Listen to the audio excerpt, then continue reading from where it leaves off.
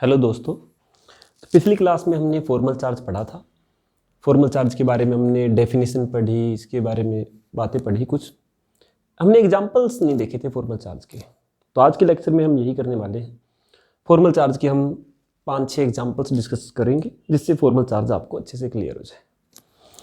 चलिए, सबसे पहला एग्जाम्पल जो हमने उस दिन भी पढ़ा था, O3 का, ओजोन का। एक बार मैं इसको लेके फिर हम आगे बढ़ेंगे। सबसे पहला काम जो हमने पिछली क्लास में भी डिस्कस किया कि आप ओजोन का लुईस डॉट स्ट्रक्चर बनाइए। सबसे पहला काम आपको ये करना है।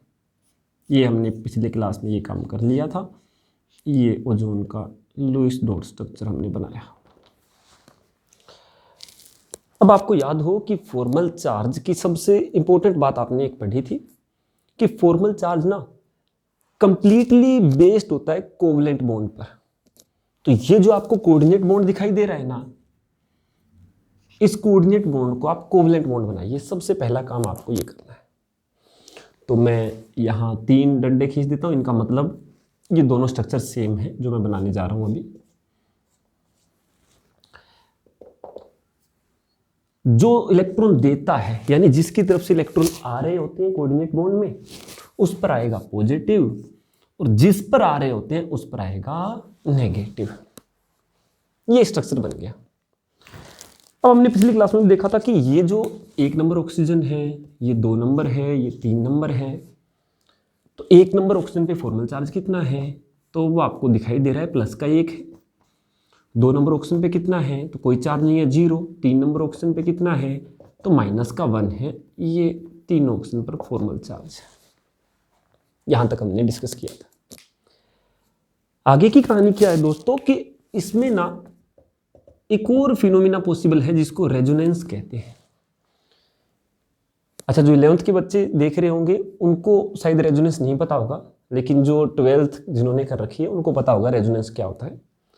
तो जहां भी पाई सिग्मा लोन पेयर आता है वहां रेजोनेंस होता है। तो रेजोनेंस से आप इसका एक और रेजोनेटिंग स्ट्रक्चर बना सकते हो इस टाइप से। रेजोनेंस क्या होता है इसको भी हम किसी दिन और डिस्कस करेंगे। एक वीडियो में और बनाऊंगा जिसमें हम रेजोनेंस के बारे में बात करेंगे। तो एक बार मैं सीधा रेजोनेटिंग स्ट्रक्चर बना देता हूं इसका, कुछ इस टाइप से।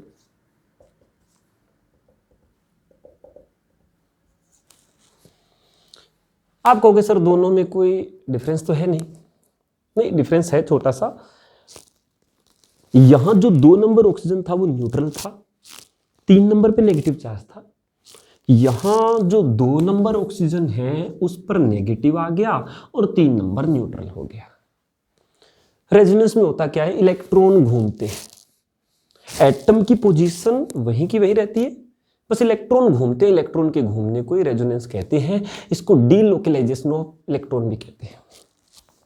तो यहां अगर फॉर्मल चार्ज देखा जाए तो आप कहोगे सर 2 नंबर ऑक्सीजन पे फॉर्मल चार्ज है -1, 1 नंबर पे है +1 और 3 नंबर पे है 0।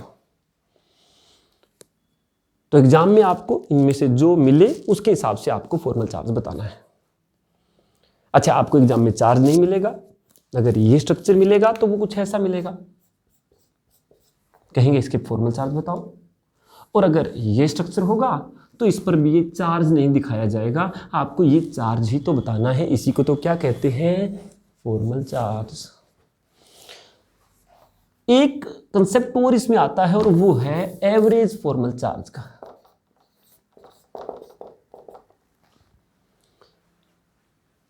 ये जो -1 चार्ज है ना, ये 2 ऑक्सीजन पे घूम रहा है रेजोनेंस के कारण।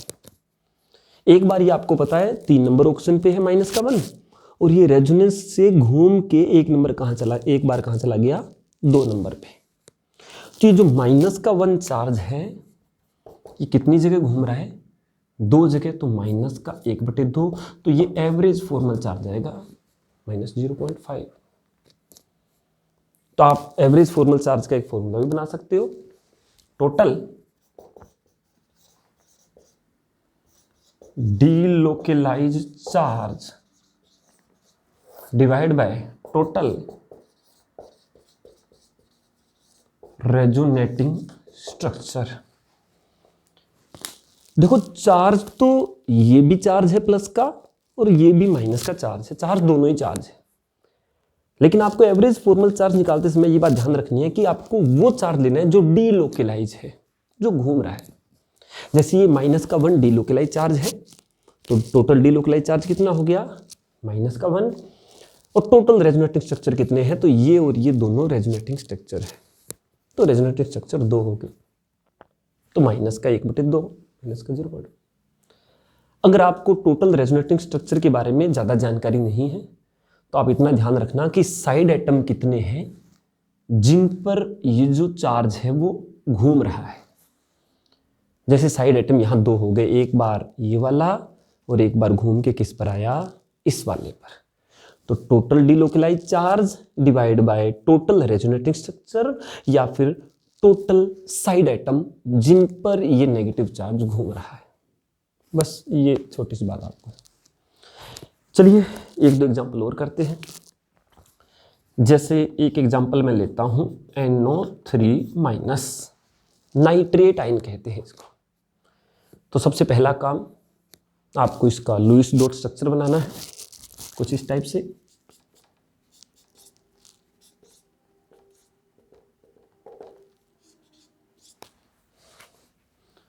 और फिर से वही कंडीशन कि सारे बॉन्ड आपको कोवलेंट बॉन्ड बनाने हैं। तो इसमें से ये वाला एक बॉन्ड आपको कोऑर्डिनेट बॉन्ड दिख रहा होगा, तो इस कोऑर्डिनेट बॉन्ड को कोवलेंट बॉन्ड बनाइए।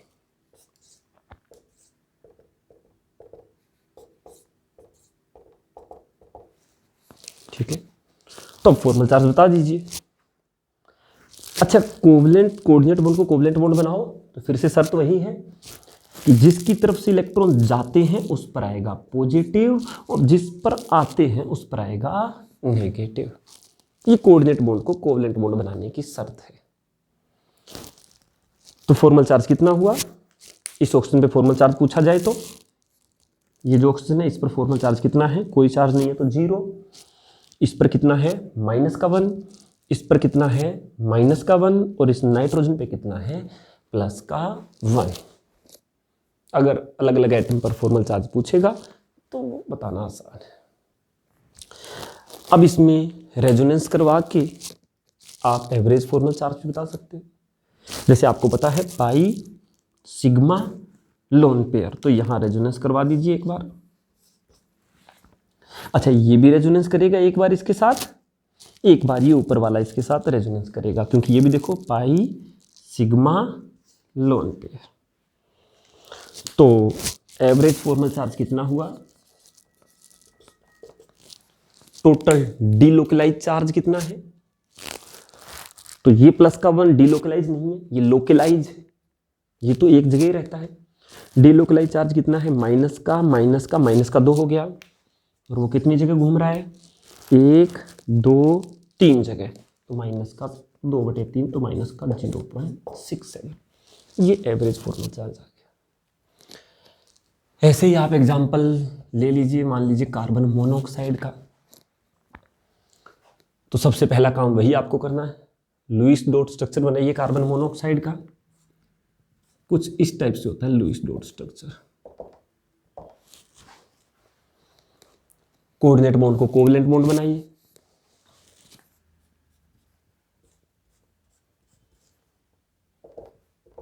अच्छा, जो देता है जिसकी तरफ इलेक्ट्रॉन आ रहे होते हैं उस पर लगाओ पॉजिटिव और जिस पर आ रहे हैं उस पर लगाओ नेगेटिव। तो फॉर्मल चार्ज कितना हुआ, कार्बन पे माइनस का 1, ऑक्सीजन पे कितना हुआ, प्लस का 1। सिंपल। एक आधा एग्जाम्पल और ले सकते हो आप। अच्छा, यहां मैं लिख देता हूं कि फॉर्मल चार्ज कार्बन पे कितना हुआ, माइनस का 1, और फॉर्मल चार्ज ऑक्सीजन पे कितना हुआ, प्लस का 1। एग्जाम्पल के लिए आपने लिया N3-, अजाइड आयन बोलते हैं इसको। तो सबसे पहला काम लुईस डॉट स्ट्रक्चर बनाइए।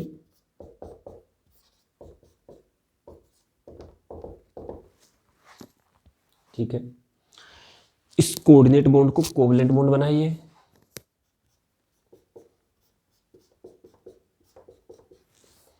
जो देता है उस पर पॉजिटिव, जो लेता है उस पर नेगेटिव।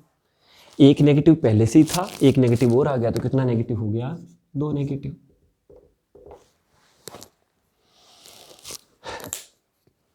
इस स्ट्रक्चर में इस नाइट्रोजन पर फॉर्मल चार्ज बताइए। कोई चार्ज नहीं है तो 0। इस पर बताइए प्लस का 1 साफ साफ दिख रहा है, इस पर बताइए माइनस का 2। अब आप इसका रेजोनेटिव स्ट्रक्चर भी बना सकते हो। रेजोनेंस है इसमें पाई सिग्मा लोन पेयर, एक बॉन्ड बना दो, एक बॉन्ड तोड़ दो, तो इसका रेजोनेटिव स्ट्रक्चर कुछ ऐसा बनेगा।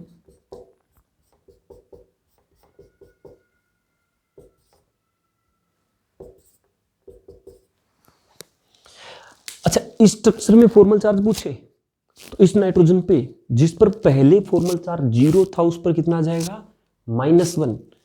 जिस पर पहले +1 था उस पर अब भी कितना है, +1। और जिस पर पहले -2 था उस पर कितना है, -1। तो फॉर्मल चार्ज बदल जाएगा, स्ट्रक्चर बदल गया था। ये दोनों रेजोनेटिंग स्ट्रक्चर होती है। और ऑर्गेनिक में आप पढ़ते हो कि रेजोनेटिव स्ट्रक्चर में भी स्टेबिलिटी अलग अलग होती है। जैसे ये वाला रेजोनेटिव स्ट्रक्चर इससे ज़्यादा स्टेबल है। क्यों? क्योंकि इसमें नेगेटिव चार्ज जो है वो ज़्यादा फैला हुआ है, ज़्यादा एटम पर है। यहाँ नेगेटिव चार्ज एक ही एटम पर है। तो वो रेजोनेंस का कंसेप्ट है, वो कभी रेजोनेंस में आप समझना। अभी तो बस आप फॉर्मल चार्ज पढ़िए कि अगर ये वाला स्ट्रक्चर दे, इसमें फॉर्मल चार्ज पूछे तो इस नाइट्रोजन पे कितना है, कोई चार्ज नहीं है तो 0। इस पर कितना है, +1। इस पर कितना है, -2। और अगर ये वाला स्ट्रक्चर दे तो इस पर कितना है, -1। इस पर कितना है, +1। और इस पर कितना है, -1। ये फॉर्मल चार्ज। एक लास्ट एग्जाम्पल और लेते हैं और फॉर्मल चार्ज को खत्म करते हैं। जैसे N2O, nitrous oxide laughing gas होती है N2O। सबसे पहला काम, आप इसका लुईस डॉट स्ट्रक्चर बनाइए। लुईस डॉट स्ट्रक्चर आपको बनाना आना चाहिए, ये बेसिक काम है जो आप 10th से पढ़ते आते हो। लुईस डॉट स्ट्रक्चर बनाना, फॉर्मल चार्ज निकालना है, कोऑर्डिनेट बॉन्ड को कोवलेंट बॉन्ड बनाइए।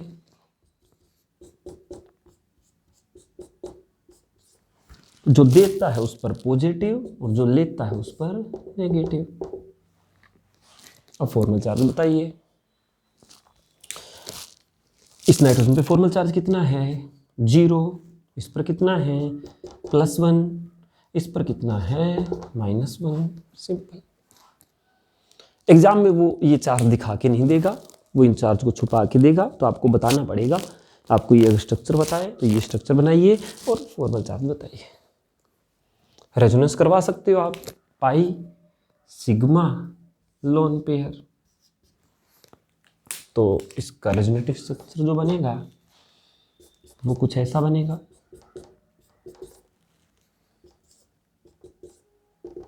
ये वाला। अब इस नाइट्रोजन पे फॉर्मल चार्ज बताइए जिस पर पहले 0 था, अब इस पर कितना आ गया, -1। इस पर कितना आ गया, इस पर तो +1 ही रहेगा। और इस पर कितना आ गया, 0। तो ये फॉर्मल चार्ज की कहानी थी जो हमने पढ़ी। ठीक है, ऑल द बेस्ट।